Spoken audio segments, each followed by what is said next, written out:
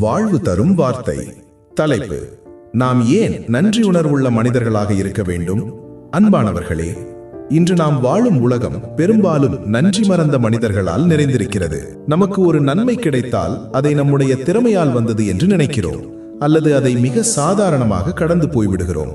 ஆனால் நம்மை படைத்த தேவன் நம்மை எப்போதும் நன்றி அறிதல் உள்ளவர்களாக பார்க்க விரும்புகிறார். நாம் ஏன் ஒவ்வொரு நாளும் தேவனுக்கும் மனிதர்களுக்கும் நன்றி உணர்வுள்ளவர்களாக வாழ வேண்டும் என்பதற்கான வேதாகம காரணங்கள் இதோ. 1. இது தேவனுடைய சித்தமாயிருக்கிறது.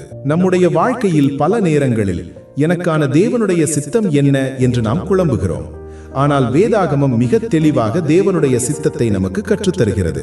எல்லாவற்றிலேயும் ஸ்தோத்திரம் செய்யுங்கள், அப்படி செய்வதே கிறிஸ்து இயேசுவுக்குள் உங்களை குறித்து தேவனுடைய சித்தமாயிருக்கிறது என்று 1 தெசலோனிக்கேயர் 5:18 கூறுகிறது.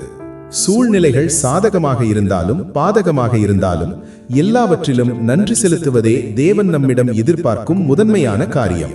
நன்றியறிதல் நம் இதயத்திற்கு அமைதியை தரும். வாழ்க்கையின் தேவைகளையும் எதிர்காலத்தையும் குறித்து கவலைப்பட்டு பாரத்தோடு இருக்கிறீர்களா? அதற்கு வேதாகமம் தரும் மருந்து நன்றியறிதல் மட்டுமே. பிலிப்பியர் 4:6-7 கூறுகிறது, நீங்கள் ஒன்றுக்கும் கவலைப்படாமல் எல்லாவற்றையும் குறித்து உங்கள் விண்ணப்பங்களை ஸ்தோத்திரத்தோடே கூடிய ஜெபத்தினாலும் வேண்டுதலினாலும் தேவனுக்கு தெரியப்படுத்துங்கள். அப்பொழுது எல்லா புத்திக்கும் மேலான தேவ சமாதானம் உங்கள் இருதயங்களையும் உங்கள் சிந்தைகளையும் காத்துக்கொள்ளும். நாம் கவலைப்படுவதை நிறுத்திவிட்டு தேவன் நமக்கு செய்த நன்மைகளை நினைத்து நன்றி கூறத் தொடங்கும் போது நம் இருதயம் தேவ சமாதானத்தினால் நிரம்பும். அது இன்னும் அநேக ஆசீர்வாதங்களுக்கு கதவை திறக்கும். ஆண்டவர் இயேசு 5 அப்பங்களையும் 2 மீன்களையும் கையில் எடுத்தபோது அது 5000 பேருக்கு போதாது என்று அவர் குறை கூறவில்லை. மாறாக அதை அண்ணாந்து பார்த்து பிதாவிற்கு ஸ்தோத்திரம் பண்ணினார், நன்றி கூறினார். அவர் நன்றி செலுத்திய உடனேயே அங்கே ஒரு பெரிய அற்புதம் நடந்தது. அந்த உணவு பெருகியது. யோவான் 6:11. நாம் உள்ளதை சுதந்தரித்து நன்றி கூறும்போது தேவன் இல்லாததை அற்புதமாய் நமக்கு கட்டளையிடுவார். தேவன் நன்றி மறப்பதை துக்கமாக கருதுகிறார். இயேசு 10 தொழுநோயாளிகளை குணமாக்கிய போது அதில் ஒரே ஒருவன் மட்டும்தான் திரும்பி வந்து தேவனை மகிமைப்படுத்தி இயேசுவின் பாதத்தில் விழுந்து நன்றி கூறினான். அப்போது இயேசு மிகுந்த மனவேதனையோடு கேட்டார், சுத்தமானவர்கள் 10 பேர் அல்லவா, மற்ற 9 பேர் எங்கே என்று. லூக்கா 17:17. நமக்கு கிடைத்த நன்மைகளை மறந்து வாழ்வது தேவனுடைய இதயத்தை துக்கப்படுத்துகிறது.